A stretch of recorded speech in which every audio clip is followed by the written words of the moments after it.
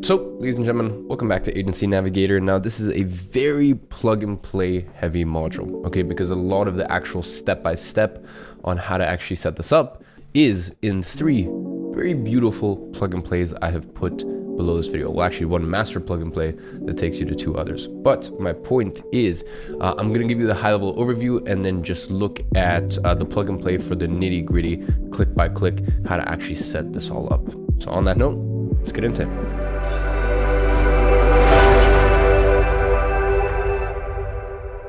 Ladies and gentlemen, in today's teaching, we're going to go over why do we report, automated reporting system, cookieless reporting, how to implement this, as well as how to customize reporting.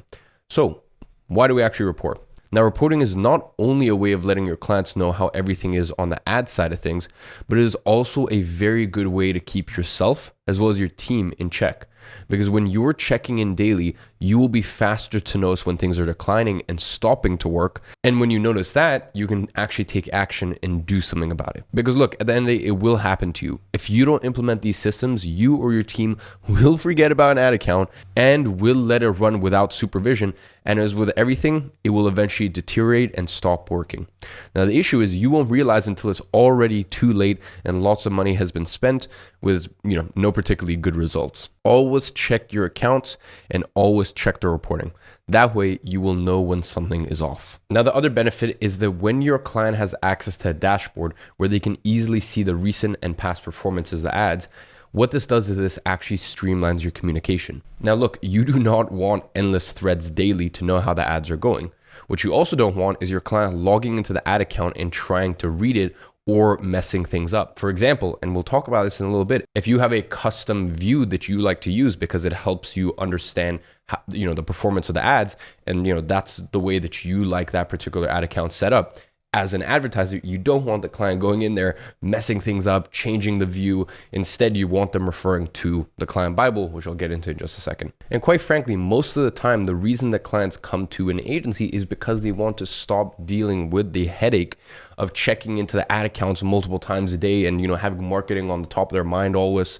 Instead, they want once, and the other important thing is they don't want to be clicking between multiple ad accounts and even multiple platforms. And as I said, the beauty of a reporting system is it actually brings together multiple ad accounts and even multiple platforms. And I'll be getting to that in just a little bit. So as I said, the client really has one unified place that they can go to if they want to get a feeler for the ads. Remember, your client doesn't particularly care about the click-through rate of a specific angle. Okay, they don't want to see the engagement metrics or what audience is doing what.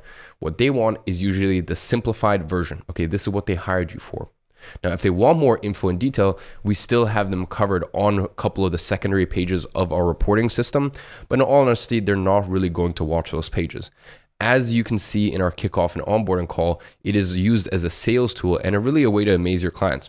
When clients see this reporting system, it looks quite like futuristic and very it just looks very nice, right? And it's a very good, it reflects very well on you as an agency because it's like, oh, wow, like they have their own reporting system and, there's a plethora of information there. And it's, on that first page view, it brings everything together very, very simple and in a simplified manner.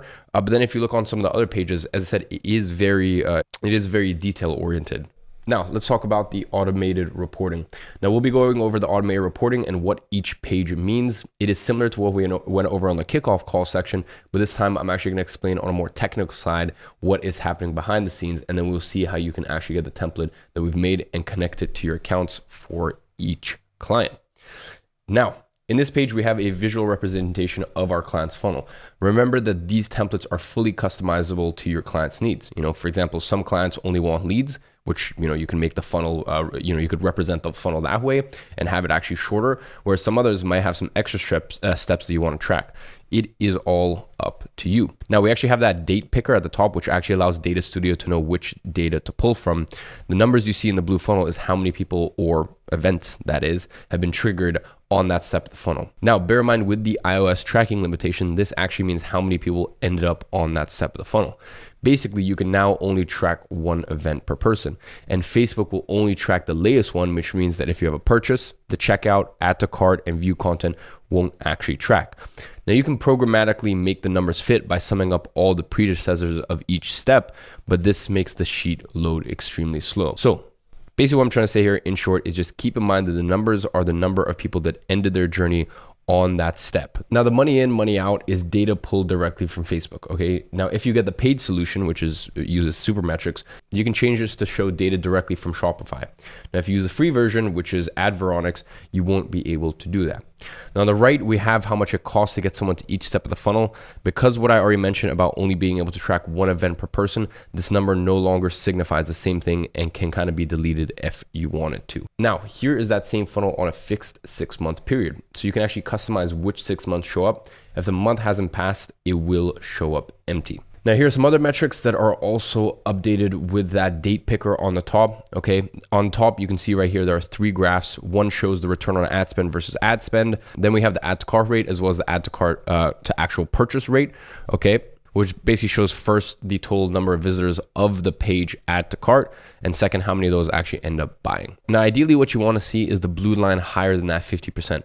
If this is not the case on a day, make sure you check the checkout flow is working. Then you will also see cost per click as well as cost per acquisition. Now, at the bottom, we have a breakdown of the timeframes chosen into days. Now, this way you or your clients can look for more specific data and maybe see outliers or days where the ads did better or worse. If you click on a column, it will actually sort it out for you from greatest to smaller, or vice versa if you want that. Finally, we have audience breakdown. Now, in the background, this is only pulling the names of each ad set and showing it there. Make sure that your ad sets actually include the audience name, and this will be kind of touched a little bit more. Now, as I said, I'll be touching on that a little bit more in a module I've named naming conventions. Okay, so I said this sort of ad set breakdown pulls the best 11 ads, and the rest are shown on different pages on the corner below. Now, below the ad set breakdown, we have a pie chart that describes more about the audiences. Okay, so for example, which devices they use, which age ranges are they in, what genders, and I've also gone ahead and added a map that shows which countries you are advertising in. Now, if any of the things added in this sheet don't make sense to your case, feel free to edit them to your liking, and you can also play around and add more data and displays for other information, if you wish to. My advice is to take what has been given and only add things if your client is asking for it, because you don't want to spend your time developing features that no one will use. And I'll say, this reporting system, in a lot of ways, it's already overkill. Okay.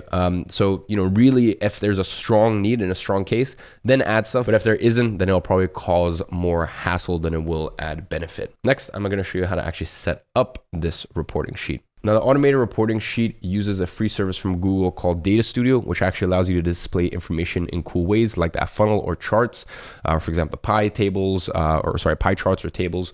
Now, we created the template so you can duplicate it for each of your clients, and we also made a free and paid solution. Okay, I said I'm not going to go to the technicalities of this, in this video, because also, it's changing quite a lot, and that's why I always want to keep it in the plug and play. But basically what you're going to do is you're going to go to the plug and play below this video, right? And you can see right here, this is the template for the automated reporting system, right? This is the full template.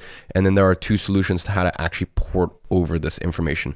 The first solution is using Supermetrics, and this is the paid version. So this updates for the most part pretty much 24/7. Although, as I said, Luis in my team always likes to mention to clients, there might be a 30-minute lag. And this solution costs around $100 a month. Next, we have the free version, and this will take a little bit more time and work. But if you're not at a point where you want to cough up the $100, but the good news is, like, let's say, let's say you got one local lead gen client for $1,200, and you don't really want to spend this $100. That's fine, but bear in mind, once you have 5 clients paying you $1,500, even if they're local lead gen, this is a very, very cool tool to add because it's automated, will save you time, and then it applies to all of your clients as well. So, ladies and gentlemen, the action step for today is I want you to duplicate your template in your own Google Drive and follow the steps of the plug and play, whether that be the paid version using Supermetrics or the free version. And as I kind of alluded to at the beginning of this module, very, very quick, punchy one. There's not too much to go over. All of the detail and the meat is inside of the plug and plays. On that note, I hope you guys enjoyed. I'll catch you in the next one.